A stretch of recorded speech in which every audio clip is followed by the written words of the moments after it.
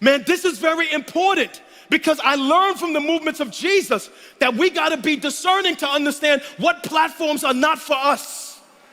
And when we're trying to force something that is not God's will. And this is very important, especially in our generation, because we live in a generation of hyper ambition. Everybody wants a platform. Everybody wants a stage. Everybody wants a mic. Everybody wants a light. Everybody's trying to build these monuments for themselves. But the Lord knew that that will they was trying to give him was outside of God's will. That kingship they was trying to give him was outside of God's will. These people was in the flesh. Listen, and if the Lord was an insecure man, he'd have been like, go ahead and crown me then.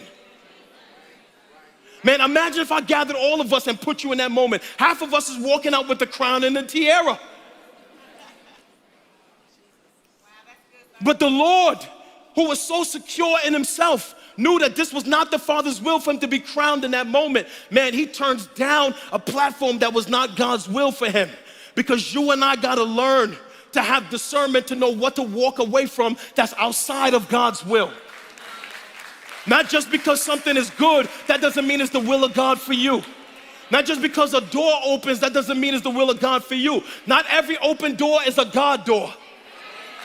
Not every handshake is a God handshake. Not every opportunity is a God opportunity. And so we gotta have discernment to know it's not time for me to walk through that door. This opportunity is outside of God's will. And this is why we must be led by the Spirit and not by our flesh. And why we must be led by the Spirit and not by our insecurities. Your insecurities will try to force you onto platforms before your time.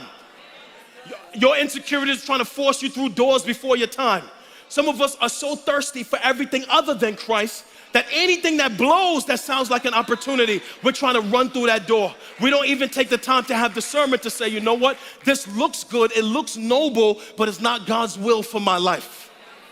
It takes a secure person, a mature person, to walk away from something that seems good, seems grand, seems glorious, knowing that yes, that door is open, but that's not God's will for my life.